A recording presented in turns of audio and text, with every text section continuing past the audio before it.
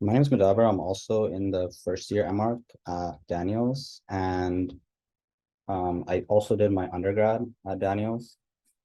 Um, so I started my portfolio early on, like I started it at the beginning of the summer, and I'll just run you through this, but I want to show you my previous portfolio as well because it changed a lot. Like I brought it to a few people, especially Adrian as well, and I showed it to him like around this time last year, and it was kind of like the whole layout had to change.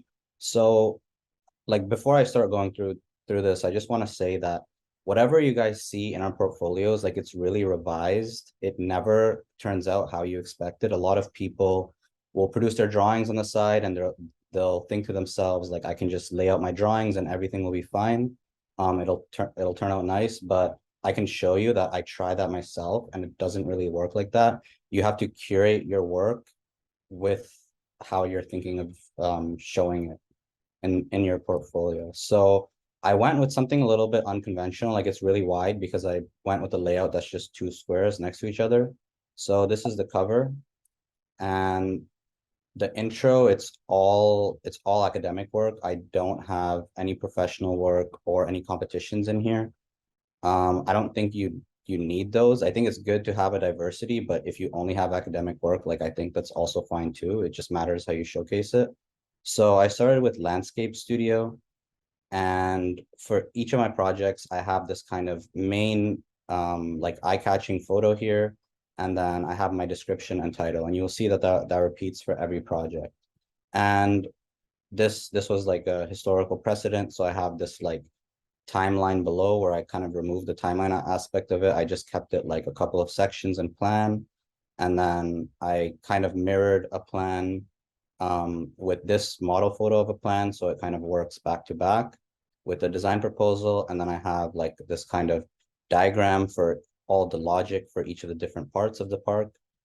And then I have a full spread of just model photos. So if you can, like you'll see in the rest of the portfolio that it starts off with this consistent layout for the beginning, and then every final page, it's some kind of spread. So it's not just info, like this is not a full spread, but it's kind of like it's a spread of all model photos, even though it's not one photo or drawing across the whole thing. So next, this is 362. I completely redid this project. So it starts off with this full bleed isometric, and then these are kind of simple concept diagrams. And then it kind of goes into the details of the project. Like this is the specifics with the apartment units.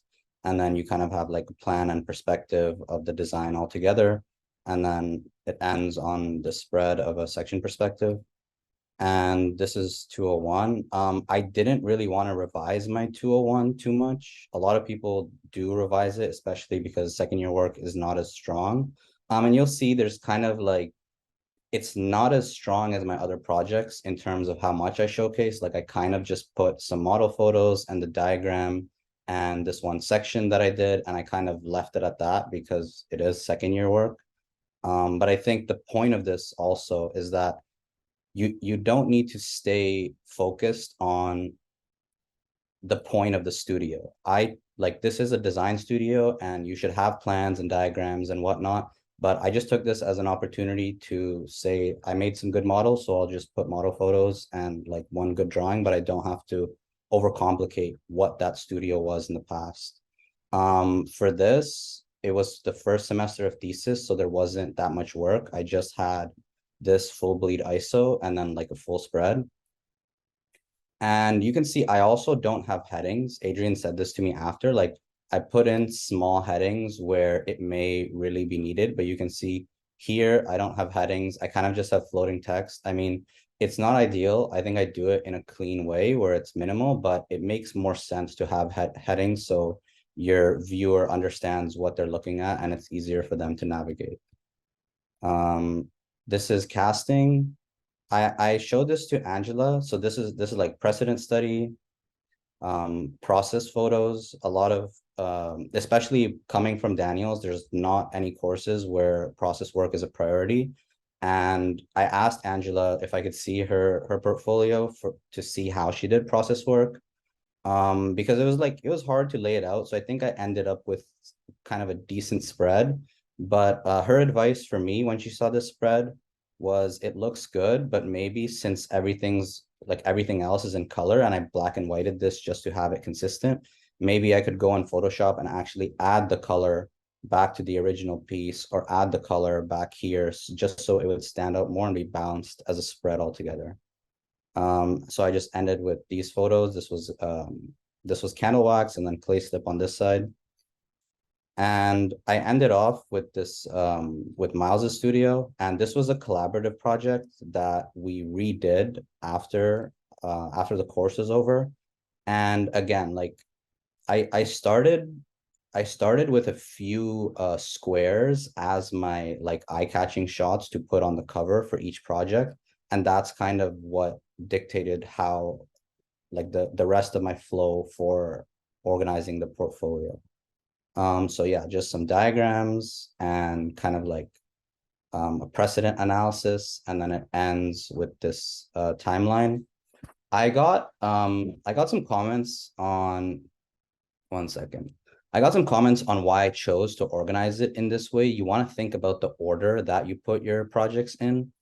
And some people were like, maybe you should put 362 or 201 last. Maybe you should have it balanced. Like, because you can see that I have thesis and I have casting and this kind of like research. Miles is like a research studio. So you can see that all of this is like technical design stuff. And then this is like research and maybe like history theory, speculative kind of work. So how I chose to go about it is I kind of wanted to show them like I can do regular design studios, and then I also am into interdisciplinary work. Some people would prefer to have it mixed up, but I think the way that I dealt with it, it matters how it lands. So the transition from this spread to this spread, like everything should flow where your attention is always gauged. Same with from this spread to this spread, like it's curated intentionally. Same thing, like when you end a project and go into the next one, it should always like keep your attention there. It shouldn't ever be that this drawing is like not like it captures your attention less than this or vice versa. Like you should have a consistency with how it impacts the viewer when they're going through.